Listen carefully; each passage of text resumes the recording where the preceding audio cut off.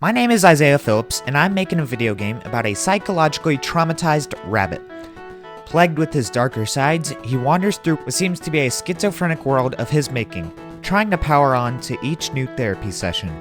This game is inspired by such franchises as Dead Cells, Cuphead, and The Amazing Digital Circus. If that sounds interesting, please subscribe. I'm hoping to get monetized this summer. Thank you.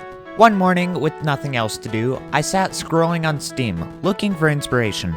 And as I sat there, I wondered if there were any video games out there as creative as The Amazing Digital Circus and as fun as Hollow Knight. Well, I couldn't find any, so I decided to go ahead with my crazy idea. Today I launched my first full video on this game in an attempt to get myself employed in YouTubing so that during summer vacation I can start making money.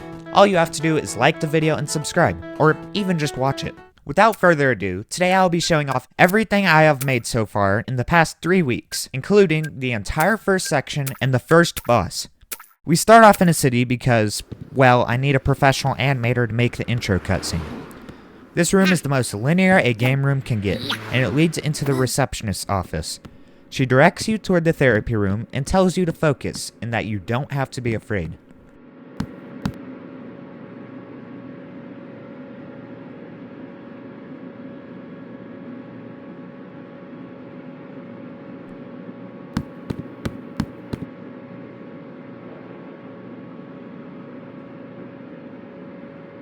With focus learned, you enter the waiting room, and there in front of you is your social awkwardness in the form of a rabbit named Awkward.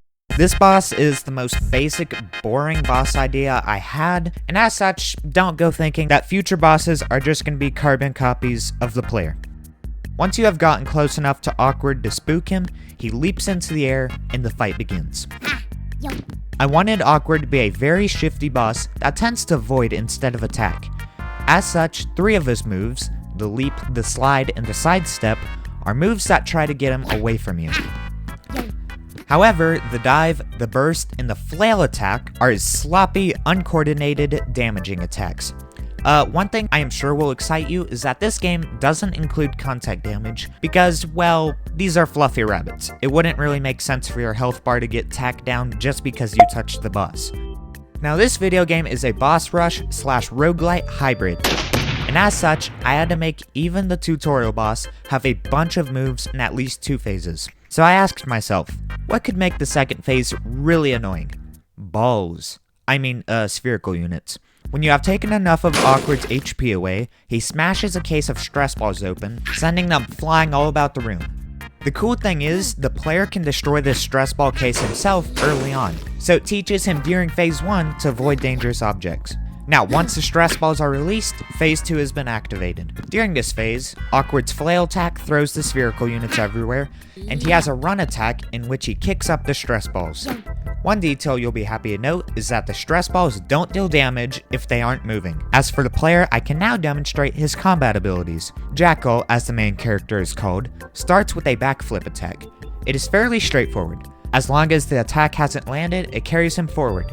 If it does land a hit, Jackal gets a small upward boost.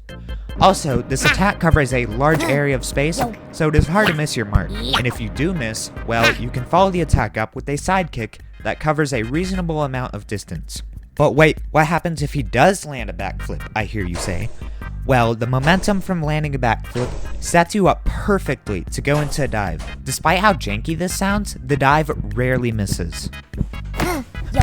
And I think it's the coolest attack he has. And finally, the player has a focus mechanic. Holding down the required button long enough drains your focus meter, and in return, you not only become invincible, but time slows down as well. It's hard to consistently pull focuses off, as the bar needs to reload, and taking damage can interrupt you, but it is super rewarding. And for balancing reasons, I made a tool that turns the risky button hold into a single press that guarantees you'll achieve focus. And that brings us on to the inventory system. This is inspired by such games as Hollow Knight and Ori, where you can equip coping mechanisms to help improve your game. As of now, I have the one-time focus press tool and a tool that dramatically reduces startup on your attacks. But don't worry, I have more coming, along with lots of other fun ideas for this game. After defeating your social awkwardness, you can finally quit out of the game because I have to show off my save file system. But after reloading the save file, you can enter the first therapy session.